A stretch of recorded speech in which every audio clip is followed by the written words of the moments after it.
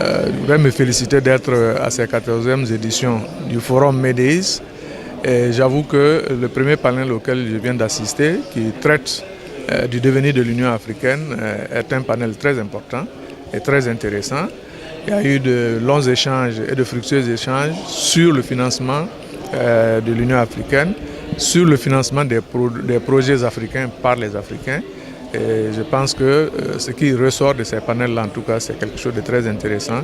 Et si c'est couronné de succès, je pense que c'est bon pour l'Afrique. MEDES est devenu un événement incontournable sur le continent, qui rassemble des décideurs, qui rassemble des investisseurs pour réfléchir sur la situation et l'avenir de l'Afrique principalement. Aujourd'hui, nous ne pouvons pas nier que nous vivons une série de crises, mais derrière chaque crise, il y a de multiples opportunités. Et il y en a d'autant plus pour l'Afrique. L'Afrique regorge d'abord de talents. Et ce sont ces talents-là que nous souhaitons valoriser. Ce sont ces talents-là sur lesquels nous allons nous appuyer pour créer une nouvelle dynamique de développement. L'Afrique, aujourd'hui, doit se mettre au travail, saisir ses opportunités et avant tout, comme le veut Sa Majesté, comme le souhaite Sa Majesté, l'Afrique doit recommencer à faire confiance à l'Afrique pour investir et pour saisir ces nouvelles opportunités, couvre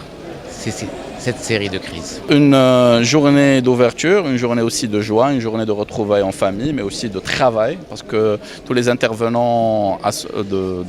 au niveau de cette première session, une session de très haut niveau, rehaussée par la présence d'un ensemble de présidents, d'un ensemble aussi de premiers ministres, de ministres des Affaires étrangères, actuels et passés, rehaussée avant tout par le haut patronage de Sa Majesté le roi Mohammed VI, que Dieu l'assiste et le glorifie. Une session qui s'est déroulée vraiment dans le respect, mais aussi dans la responsabilité, parce que nous avons apporté des solutions qui sont réelles et qui sont concrètes, en connaissance du terrain, en connaissance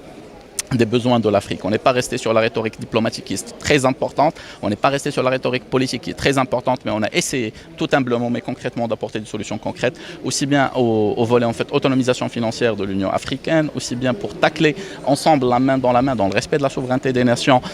justement non à la balkanisation, qui était là en fait des messages très clairs en fait qui ont été poussés, oui au soutien de la souveraineté des 54 nations et uniquement des 54 nations en fait membres de l'Union africaine, non à la balkanisation encore une fois. Deuxièmement,